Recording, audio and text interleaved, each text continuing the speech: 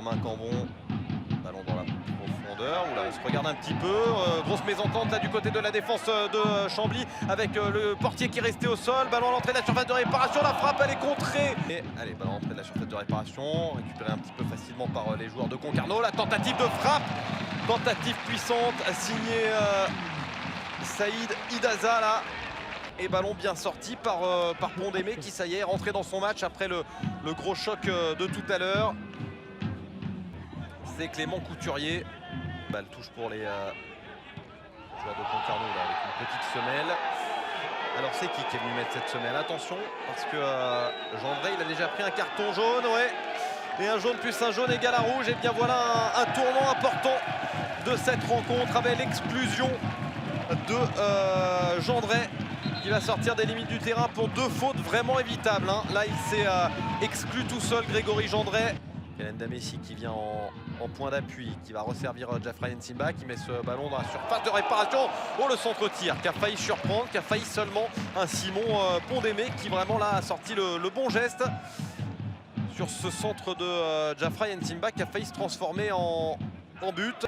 Ce ballon là dans les pieds concarnois justement, le petit déboulé, ce ballon sur le côté droit pour Saline, le centre au second poteau, la tête c'est juste à côté.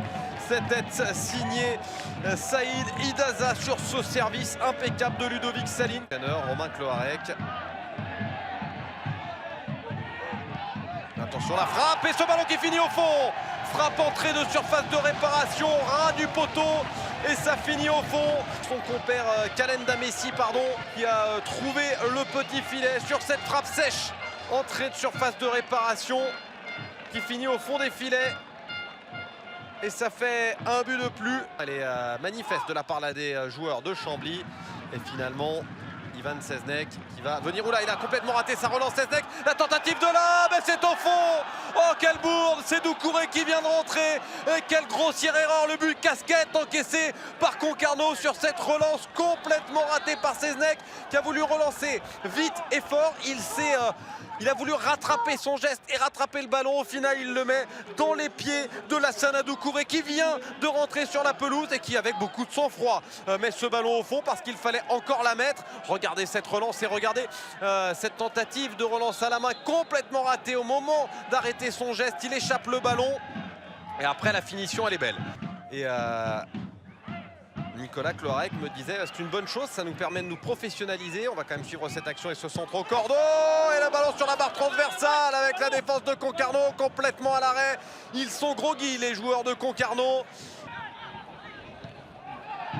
Allez, Herman Corré, justement pour l'un de ses premiers ballons dans la surface de réparation. Le centre en retrait, c'est raté par Kalenda Messi. Récupéré dans l'entrejeu par Maël Ilien.